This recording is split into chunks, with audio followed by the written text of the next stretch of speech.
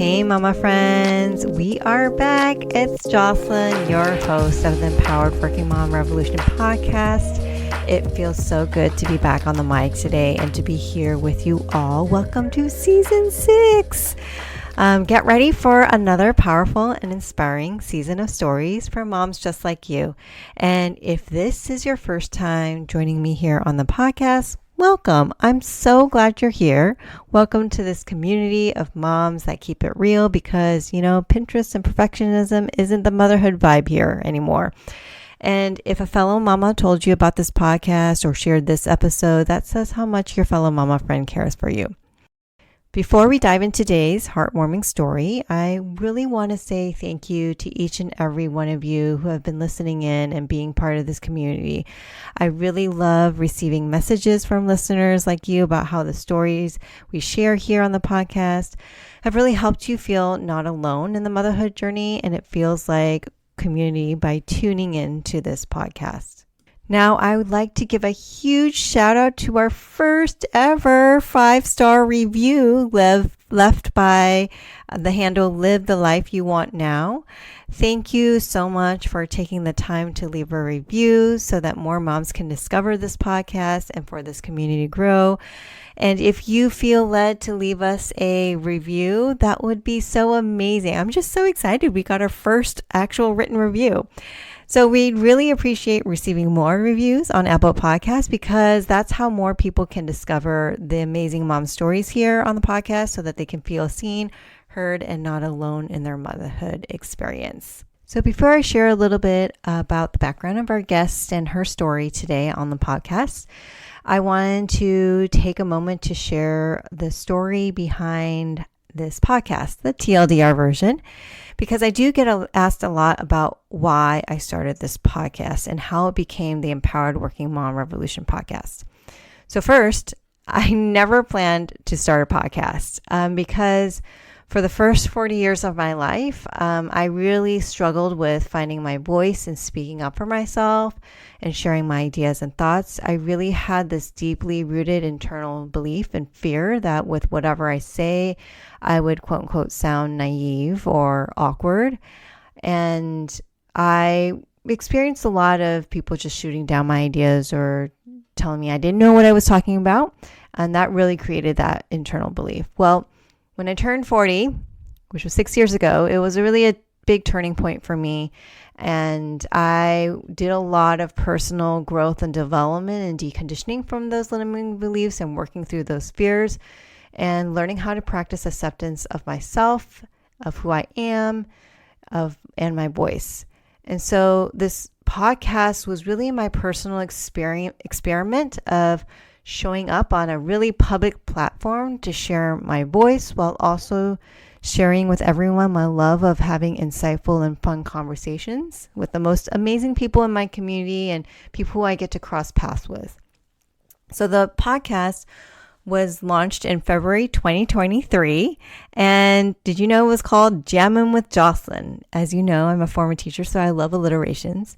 But as I have evolved over the past couple of years, the mission and vision of this podcast evolved as well. Because one of my primary roles is being a mom to 2 amazing daughters. And I formerly did life coaching with moms as well. And I noticed in my own motherhood journey and in the mothers that I coach, we all have had our fair share of challenges, but also unexpected wins. And also I noticed that the journey of motherhood can sometimes feel really lonely.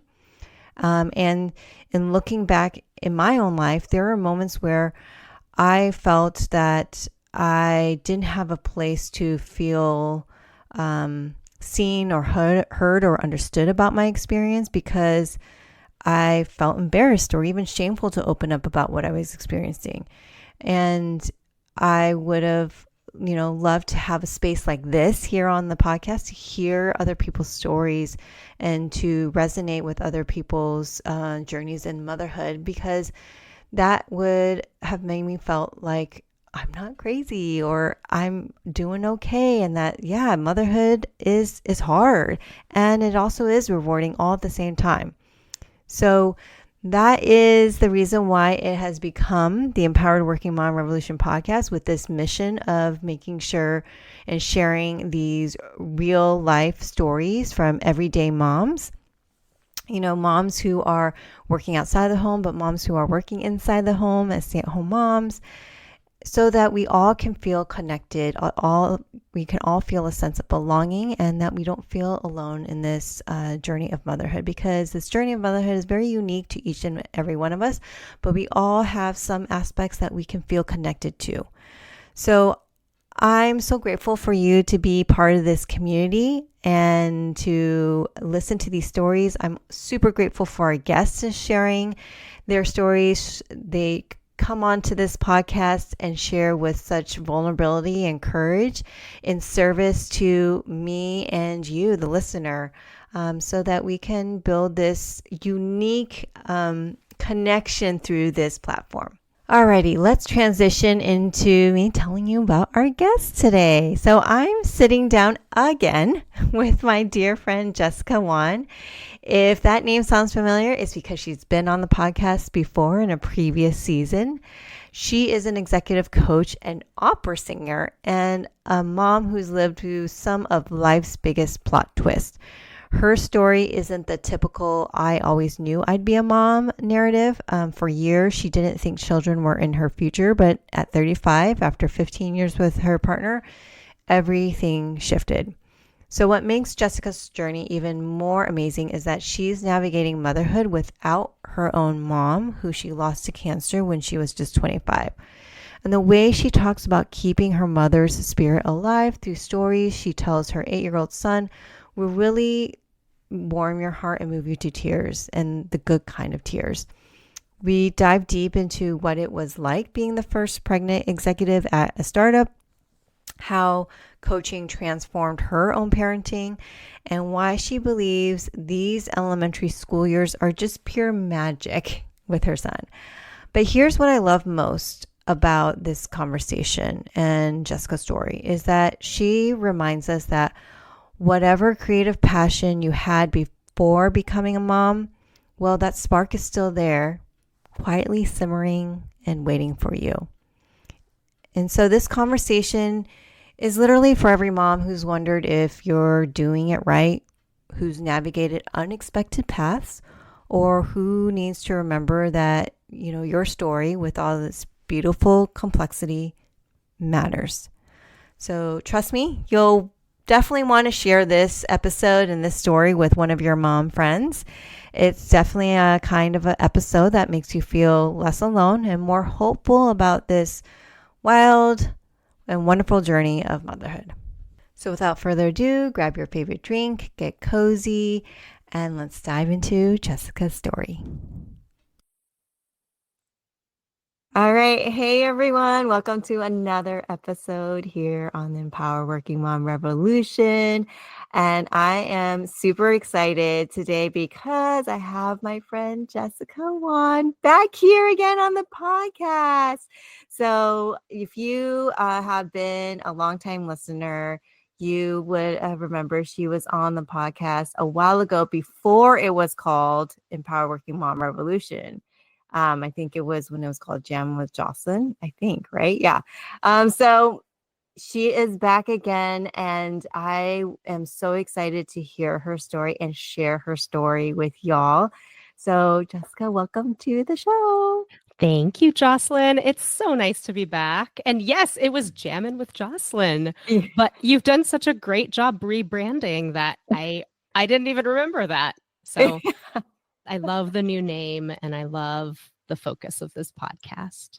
Oh, thank you so much. Well, before we dive into your story, would you quickly do like a quick intro to let people know who you are and things like that? Yeah. Yeah, so I'm Jessica. I met Jocelyn in a group called AWCC, Asian Women Coaching Collective. We are both coaches. So I am an executive and leadership coach.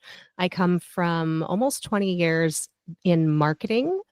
So I led marketing teams in the nonprofit arts space as well as big tech. I worked at Apple for a while. And then I led marketing teams at 2 startups after that. And it was really at the startups where I wasn't just doing marketing anymore, but I was managing these pretty large teams that I got just really passionate about developing people. So for a long time, my career was all about growth in terms of like revenue growth or impact. And then I saw this shift where I really became more fascinated by personal growth, professional growth of an individual, and helping people to achieve the goals and desires that they've set for themselves. So that's a little bit about the paid work side. I'm also an opera and classical singer. That's my other life. I've been performing music since I was a child, first on instruments like the piano and the violin and the oboe, and played the drums in marching band. And then I got into voice, and I majored in voice in college, and then have been singing ever since. And I also host my own podcast called The Ampersand Manifesto, which is all about people who straddle multiple worlds and multiple careers. So, Jocelyn, we can connect so much on, these podcasts being passion projects and just stories that we need to share more of in the world. And then in terms of momhood, so I have one son who is 8 years old, and my journey to motherhood was kind of interesting because for a long time I didn't think I would have kids, and then we decided to after my partner and I had been together for 15 years before we had our child. And now, especially now, I am just loving motherhood with, all its highs and lows and everything in between, but we can get more into that. Well, thank you so much for sharing. I have so many questions based on what you shared in your intro, because it really makes me wonder about those moments where you had those shifts in your paid work, right? Your professional life, where it shifted from the different type of growth, right? It was like your growth of revenue to personal growth. Mm. And there's also that shift I noticed in your personal life of no kids to deciding to have a child.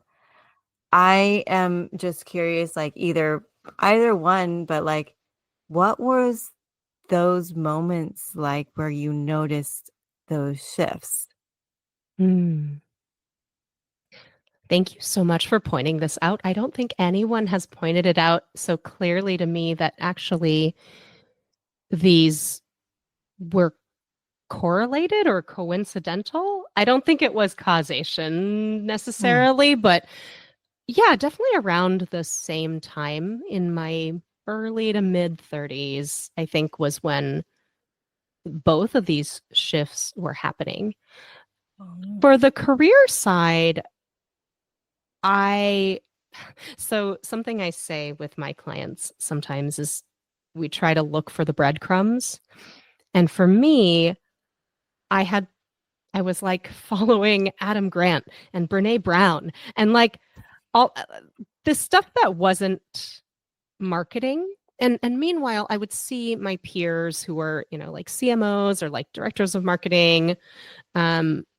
And they were out there talking about marketing stuff. And I so heavily resisted that. And I remember even several times at my last startup, folks on my team, they were like, "Oh, we should try thought leadership. And Jessica, you should go out there and talk about marketing." And I think I didn't have the words at the time, but I kind of was like, I don't want to talk about that.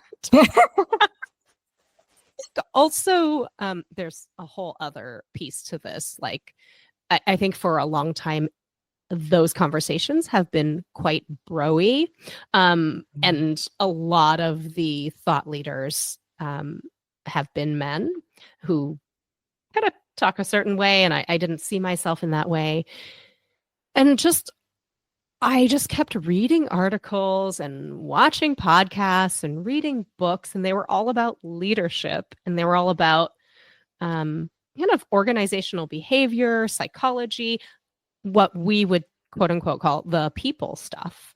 And I was really interested in the people stuff, and I didn't want to like shift over to people ops or HR, but I knew that the greatest joy I had in my job was actually my one-on-ones with my team. And it gave me so much energy to actually just sit across the table from somebody, talk through, the strategy that they were taking for this project, or, a people issue that they were having that we could untangle together, that they could make progress on and report back. And we could see that that not untangling process. Mm-hmm. So I feel really grateful because I didn't know it at the time, but coaching was exactly for me. Like, I can replicate all these one-on-ones now, and I can go back and have impact in industries where I hadn't worked. I hadn't been doing a paid job in arts nonprofit for, over a decade. And now I'm coaching arts executive directors. And so, I can help in the arts, I can help in tech, I can help startup entrepreneurs. And I have a few clients who are, in like financial services, and that's super fun because I had never really been in there. But wherever you go and whatever level you are at, there's the people stuff, and it comes up a lot in coaching. Mm-hmm. How has that like impacted like who you are today, like the work that you're doing? Mm-hmm. I'm so proud of what I get to do now, and I'm honored. I feel grateful. I feel honored that I'm able to do this work. And right now I'm just having the time of my life in this role. And I didn't go into coaching for the flexibility, but it ended up being this beautiful thing that I got, like gravy on top. I have my child, and for example, on Wednesday mornings, his school has a community meeting for everybody in the community, and I can go. It's from 8:45 to 9:15, and there's just no reason I wouldn't be there. I choose to be there, right? So I think coaching has allowed me to choose to do some singing things. Like every other Monday, I go to San Francisco and I take a voice lesson, and sometimes I work with a vocal coach. And I have this flexibility, or I'll have, a couple of coaching sessions, and then I'll do a podcast interview. So it's just become like both. It is work that I love to do, and the lifestyle that I get from it is really fulfilling and wonderful. Yeah, I love that. I'm all a huge fan of flexibility, but I love how you really pointed out it wasn't the flexibility or the, that you were seeking in the work. It was the people aspect that drew you to the work, right? When you said Brene Brown and Adam Grant, that kind of work that drew you to what you do now. And I'm wondering, like, how has that impacted you as a mom? Like, because I'm making an assumption, but as a mom, also as a coach, I'm like is that flexibility is huge. Mm-hmm. So how has that really like impacted your like your relationship with your son, or just even showing up as a mom? Coaching has made me a better parent, no question. No question. And I think, I have always been somebody who has been so loyal and dedicated to my work, no matter what it is, or what company it is. And I think, like, the way that I meet my clients is kind of this ideal that I'm constantly working to live up to in my personal life. Your family, it's kind of like you let loose and you let your emotions show. And when I'm coaching a client who's paying for that time, it is their time, and I am 100% on. And I'm, my role is not to let my emotions take over. But then when I'm with my family, it's like all is fair game. But I get to remind myself that, oh gosh, if I were able to bring the most centered, grounded, attentive, present, active listening version of me to my roles as a mother and a spouse. I mean, it's what I aspire to. And every day I fail several times, but I now have this version of me that actually I can think of in those hard times. Like, hey, you just showed up today with a client in this way. So can we actually find that again? So that's super amazing. I feel really seen, actually, Jessica. So glad you share that, because as a fellow, also as a coach, I'm like, I resonate with. It's made me a better parent, but also it's also like that back and forth of like, if I can hold space for my clients, I can hold space for my kids and my family. And it's hard sometimes, right, to remember that, because in the moment with your family, you kind of let loose. I love hearing Jessica talk about following those breadcrumbs to discover her true calling. It's such a beautiful reminder that sometimes our career path isn't linear, and that's perfectly okay. And her story of transitioning from marketing to coaching really shows us that it's never too late to align our work with what truly lights us up.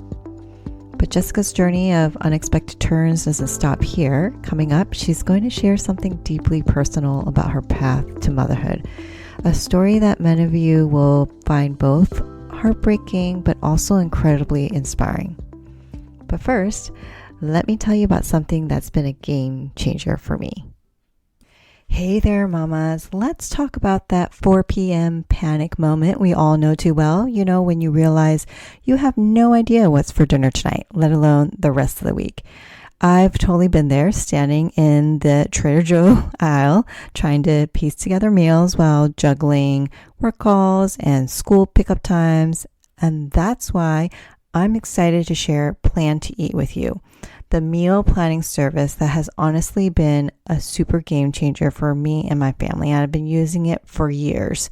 Plan to Eat lets you organize your recipes, automatically generates shopping lists, and helps you plan your meals for the week in just minutes. No more last minute takeout guilt or scrambling through Pinterest at 5 p.m. What I love most is how it gives me back control over my time and our family to be able to eat healthily. I can plan our meals during my Sunday coffee moments, and the rest of the week just flows smoothly. Right now, my listeners can get 20% off their first year subscription. Just head to plantoeat.com/REF/empowered mom. That's plantoeat.com/REF/empowered mom. Trust me, your future self will thank you when you're not stressing about dinner every single night. Now back to our conversation. Welcome back to Empowered Working Mom Revolution. I'm here with my friend Jessica Wan, and we've been talking about her incredible career transformation from marketing executive to executive coach. Now, Jessica, I want to take our conversation into a more personal direction because earlier in your intro, you mentioned something that really caught my attention. You had said that for a long time, you didn't think you would have kids. And then you and your partner decided to after being together for 15 years. And I find that really interesting. And I'm really curious about that journey and that experience. Yeah, and there's quite a bit of backstory here. So I'll start by sharing that. When I was a little girl, I was the type of child that I had my dream future. I didn't really have a dream partner, but I had 5 kids in this future. Oh, okay. And I have their names. Okay. Oh. So I still remember, I think, Audrey, Austin, Eliza, Ethan, or something. Okay. I don't remember all their names, but there were 5 of them and they were all these posh names. So fast forward, I met my partner in college. We were young when we met. I was 19 and he was 20 or 21. And we were kids. And then my mom was diagnosed with pancreatic cancer and died 6 months later when I was 25. So it was 2006, right after Christmas. She called and was like, I'm having these, weird abdominal pains. And then, got the biopsy and she was 57, completely healthy, never smoked, healthy weight. She was watching some American Idol, but she was healthy. And I flew back to Ohio. That's where my parents lived.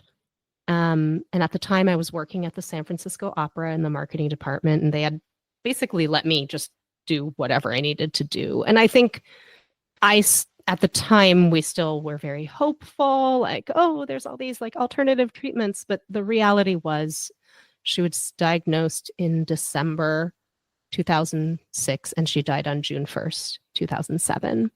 And I remember calling my partner from the hospital. So I'd been with him now for 6 years, which is pretty long, especially in your 20s. And I said, hey, if we were ever going to get married, we should do it. But this really kind of accelerated my life plan. I didn't really have a life plan, but I didn't ever think I would be married at 25. So we got married on May 5th. My mom made it to the wedding. We had a reception in Ohio. She made it. She held out, and then she died. And I think looking back now, it wasn't until 2021 that I got a therapist and realized that I had something called long grief. And I just, as a 25-year-old, I didn't know how to deal with it. I think also back then, it was 2007, probably someone along the way was like, oh, you should go to a support group. But I think my vision of the support group would be a bunch of people who were a lot older, who had older parents. So I just went on with my life. And in 2008, I went to business school. In 2010, I was working for Apple, and I kept going. And by the time we were in our early 30s, many of our friends were having kids or, already had babies or toddlers. And for us, it was a little bit my husband had jokingly said to me, sometimes I feel like people have kids when they just kind of run out of things to do. And that's, I mean, so in 2014, I got this once in a lifetime chance to study with an amazing opera singer in Salzburg. And I took it, and we lived in Italy and Austria and Germany for the whole summer. We took our dog with us. it was like this amazing, I didn't know it at the time, but kind of last hurrah to the time before parenthood. And it was kind of like after that trip that we said, oh, we kind of did it. Like we did a lot of stuff like maybe we want to have a child. And we approached it pretty loosely, which was good because I actually got pregnant kind of right when we came back from that trip. I think it was Thanksgiving 2014. We had just started trying. I got pregnant immediately, and then it was a miscarriage. And I know that my mom had had several miscarriages, and I'm an only child, and she always told me, like, you're my miracle baby. So then, after that first miscarriage, I got quite worried, and I thought, oh, I don't know if this was, just the data on miscarriages is like it's not uncommon at all, or if it's something more. But yeah, it was about a year after that, then I got pregnant again and was healthy, and that was our son in 2016. Wow. Wow. That is quite a journey. And I really, really appreciate the story that led up to that. And so how did you there's so many questions I'm running through my head right now. I'm like,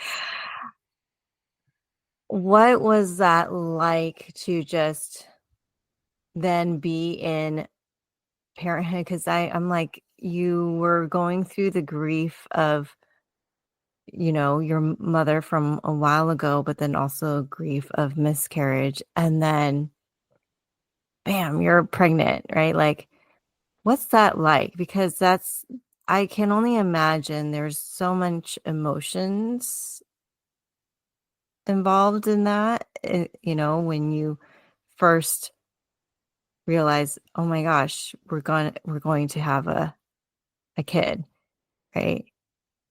Yeah, I think, we were not prepared in so many ways. I'll also say that, hindsight is 2020, but when I think about it now, I think that I wasn't ready to have a child for maybe a little longer because I couldn't imagine a reality where I was a mother without my own mother. Mm. And I never dealt with that. Like, we just weren't super practical leading up to the pregnancy. And even, so my child came 3 weeks early on my first work from home 50% day. It was like I had gone to yoga that day, and I'd gone to the police station to make sure we had installed the car seat correctly. And then I went into labor. I was like, it's too soon. But for us, the first few years were incredibly challenging just on our marriage, and just earth shattering in a way that, for us, getting married was a natural evolution of our relationship, but having a child was actually not a natural evolution.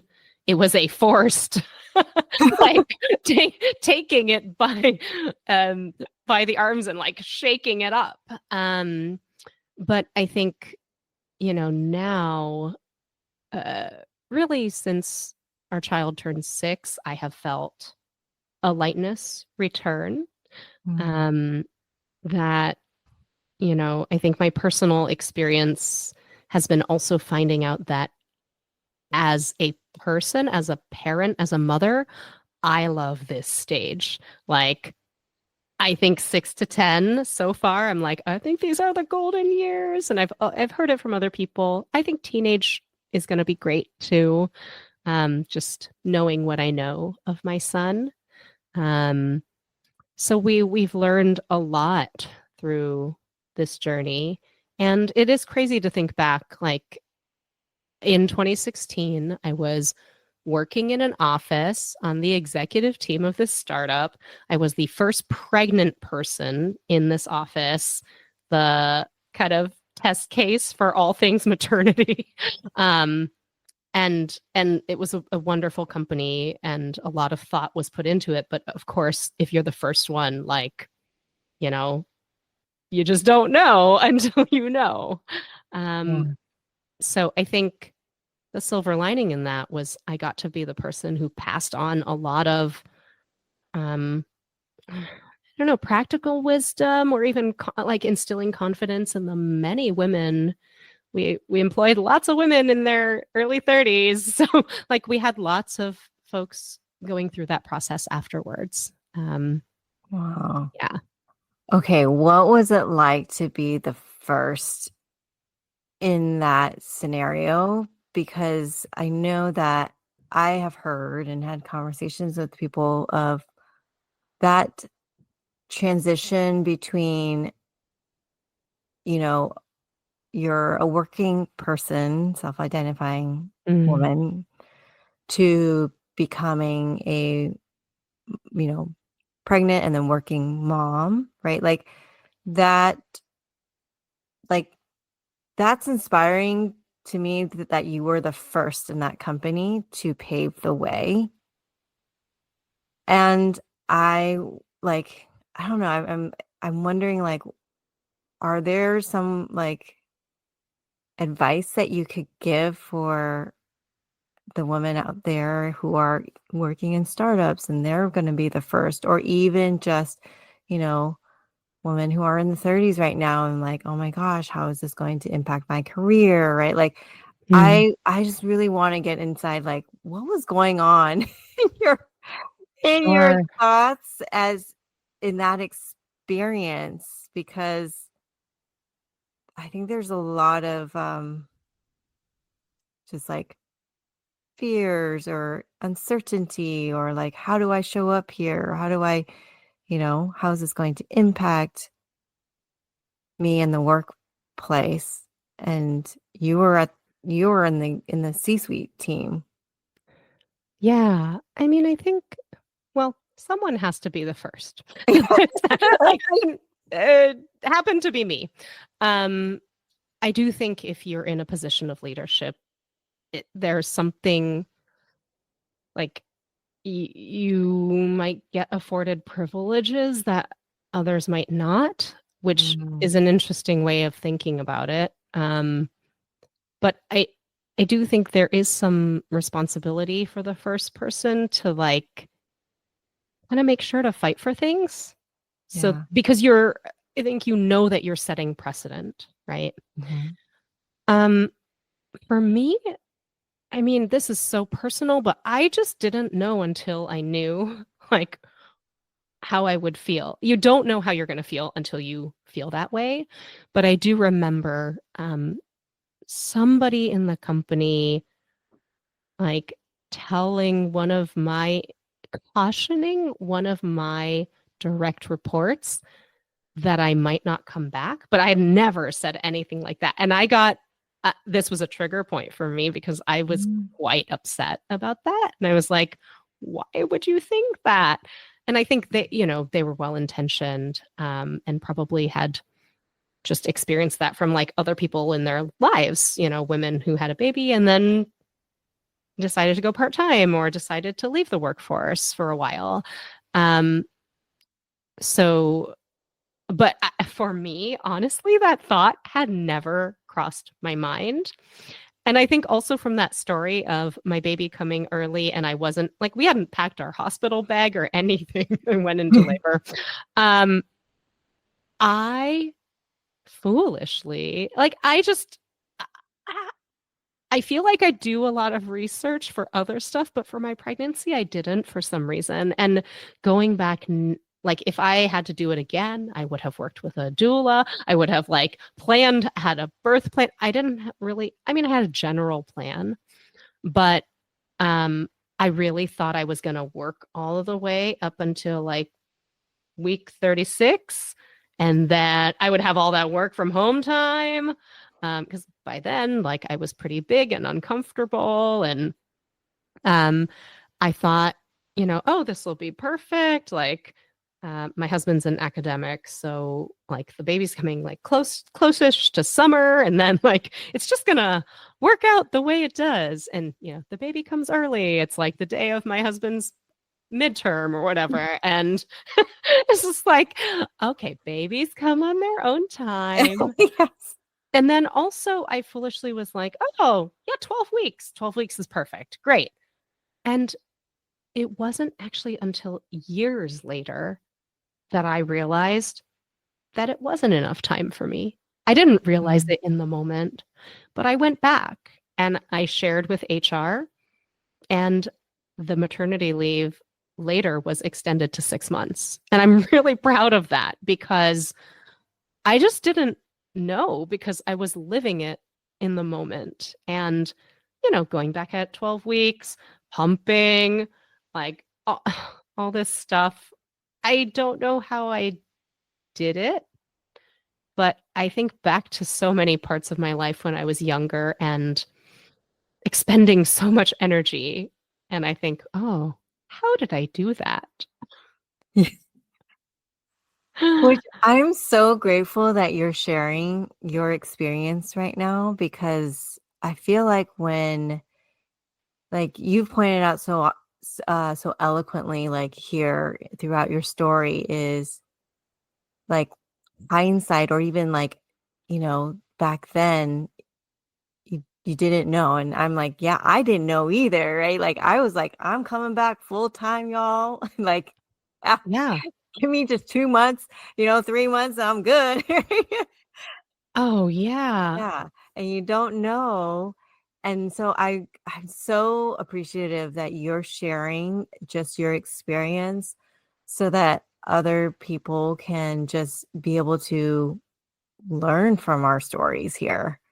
Like learn from our experiences and be able to choose for themselves what is best. And it's, and I'm really wondering for you, like you've experienced a lot of like challenging moments in your life, like the loss of your mother, a miscarriage.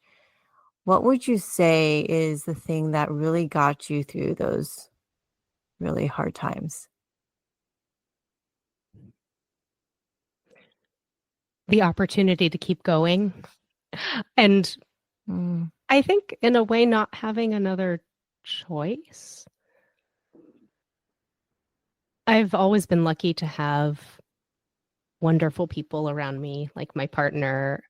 My partner and I just celebrated 23 years together. So, I mean, he's been around, and I think that our relationship is very special because at this point, he is one of the people who knew my mom deeply, and I've made lots of friends since then.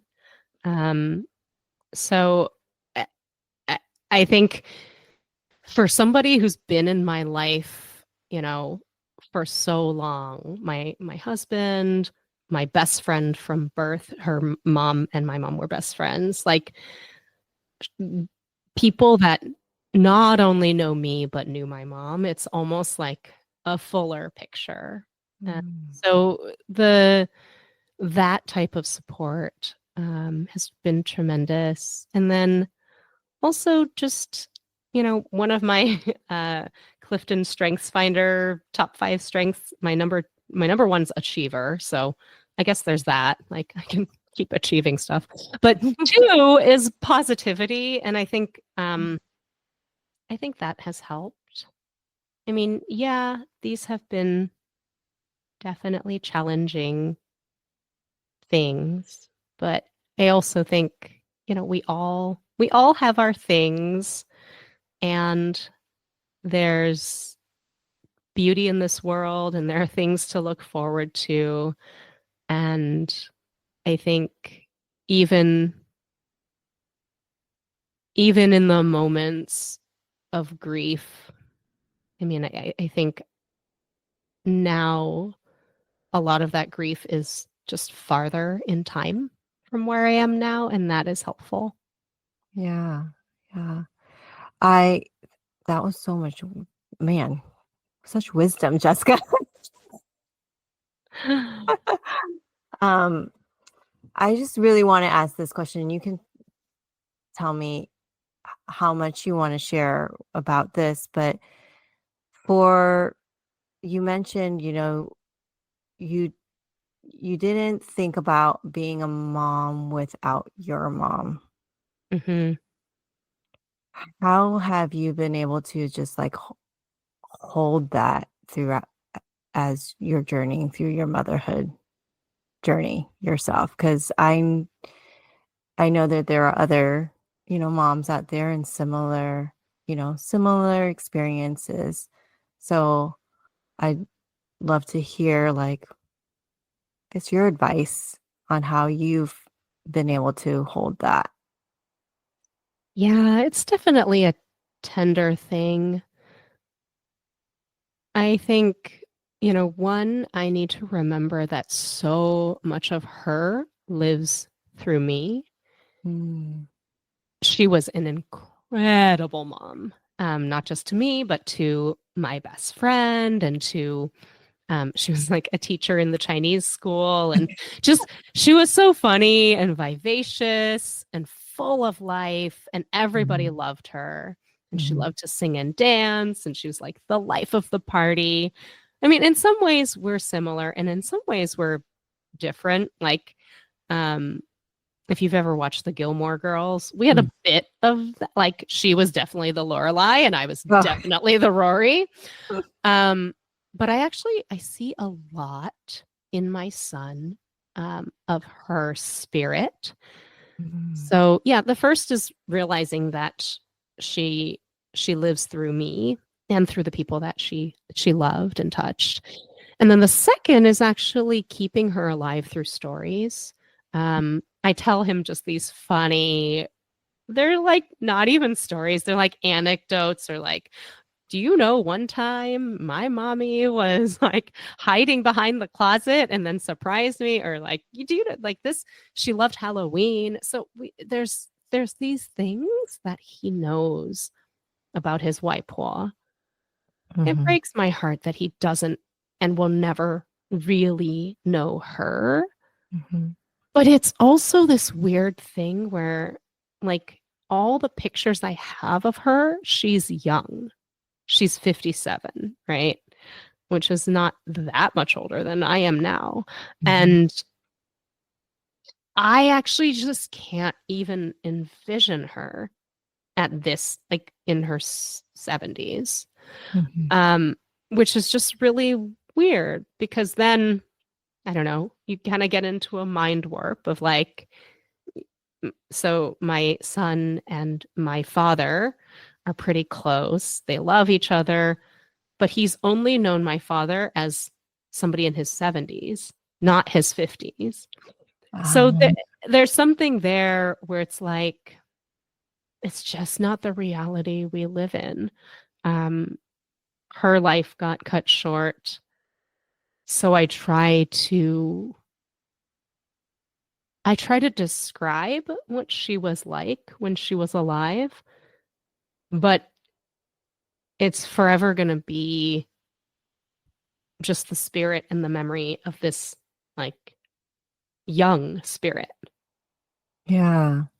I really love what you said earlier, how this her spirit is part of you. Yeah. And how that comes through with you know, with how you are a mom to your son and how you're holding that. And that's so interesting. I didn't ever think about that perspective that you just shared of like it's what you share and how you hold this dynamic of like being a mom without your mom is like it's so interesting that you just remember her and you can only share of what the young version, the young version. That's so interesting. Yeah. Like that's yeah.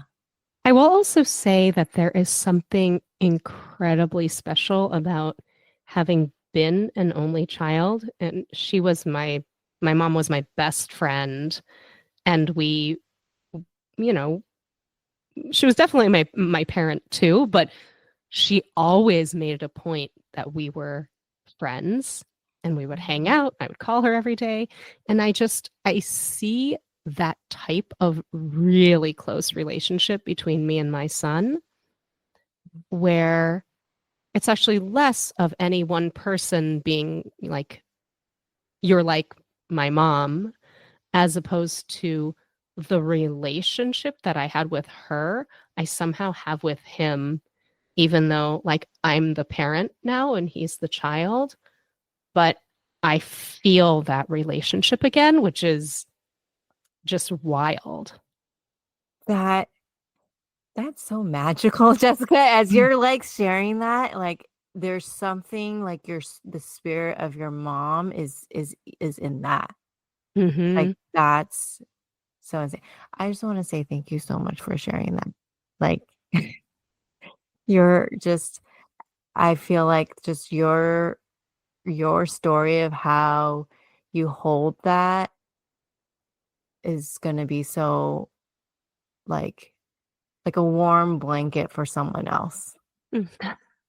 Yes. I mean, one of my best friends, Tim, also lost his mom fairly young. And we we kind of like have this dark humor joke, like, oh, we're just part of the Dead Moms Club. Like, as more people get initiated, we help them transition. And I mean, it's happened. I think at this point, 17 years on, it took me a while, but I'm now more comfortable with this grief and talking to people who, especially if it's cancer, pancreatic cancer, which is just so awful. Yeah, if there's any listeners out there that are going through this or want to talk about it, I'm very happy to share. I really appreciate your offering for our listeners. I think that would be such a great support for anyone out there. And I think your story shows that, you know, you're you're not alone in your experiences here. Yeah. Yeah. So, do you have any lasting words of wisdom that you want to share with Mm. our listeners? I mean, you shared a lot of words of wisdom throughout your story, but like, do you have any lasting words of wisdom? Yeah.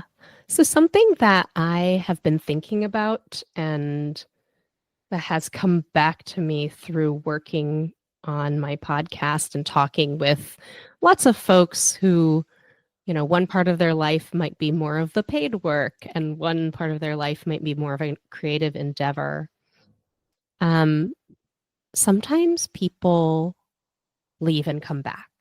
And I guess I want to say, if this is you, if you had some sort of artistic passion, creative passion earlier in life, and then, you know, got on an achievement track or got kind of derailed from that creativity, it is really never too late to start again. And I think if you think about like you have a 4 burner stove, like you have had some lovely stew simmering on that back burner for a long time, but the spark is not out. I think you can pick it back up. You can also use another creative endeavor to like respark the original one, maybe learn a new instrument or start painting or dancing or, whatever floats your boat. So, yeah, that's my advice. Oh, I can feel how it would resonate so much with a lot of moms because of like this narrative of like I've sacrificed and lost that Mhm. Mhm. part of me. And I love how you said it's always been there and it's never too late. Like, and it's still, the spark is still there. So Yeah. thank you. Thank Yeah. you You're for that. welcome. Thank you for that. All right. You ready for our mom moments in a minute game? I am. All right. So there's 3 questions.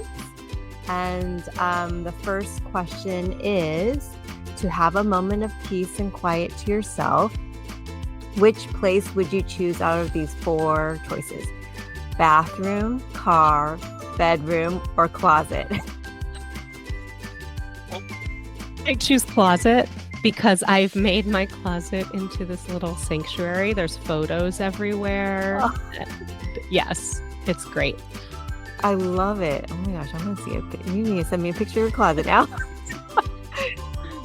Second question is an open question. So what is your favorite thing to do with your son? Art. We did a painting night the other night, side by side. So one of my very good friends is a painter, and we went to visit her in LA, and she gave my son this beautiful set of paints, like real art supplies. And she's like, of course, he gets real art supplies. Like, this is not kid stuff. Like, he's making art. And what he came up with was just extraordinary. And he's into, ceramics and sculpture and like building things. So it's so much fun. Oh, that sounds so fun. So fun. And last one, to relax, what would you choose out of these 5 options? A spa, a hike, nap, reading, or crafting? I think a hike. I think nature is great for just getting out of your head and into your body. Thank you so much for playing Mom Moments a Minute. And if people want to connect with you, how can people connect with you? And maybe your work or just even podcasts, things like that. Yeah, so you can find the podcast everywhere you find podcasts. So it's called the Ampersand Manifesto. And of all the social media platforms, I hang out on LinkedIn the most. So you can find me there. I'm Jessica M. Wan. And my website is jessicawan.com. Thank you for sharing that. And I'll include all the links in the show notes, everyone. And thank you so much for being back on the show, Jessica, and sharing your story and just words of wisdom throughout. Thank you, Jocelyn. This has been wonderful. Alrighty, moms, I hope you enjoyed and feel empowered and seen from today's conversation. Our mission here on the podcast is to amplify the stories of all moms so that you can be seen, heard, and supported in your motherhood journey, regardless of whether you're balancing motherhood with an external career or choosing to dedicate yourself fully to motherhood. And we would appreciate your support because your support matters. And here are 3 ways to support the mission of the podcast. First, you can leave a rating on Apple Podcasts so more moms can discover this podcast. You can select a star rating by scrolling down on the Empowered Working Mom Revolution show page in the Apple Podcast app. 2, you can write a review on Apple Podcasts so more moms can find a place of solace, comfort, and belonging through this podcast. You can do this by scrolling down on the Empowered Working Mom Revolution show page in the Apple Podcast app and tap Write a Review. And lastly, make a one-time donation to the podcast for as little as $7 or whatever amount feels best for you. You can click the link in the show notes to make a donation. We appreciate your support, and thanks again for listening in and joining me here on the podcast. I look forward to sharing with you another inspiring mom moment story next week. So until next Wednesday, moms, have a great day.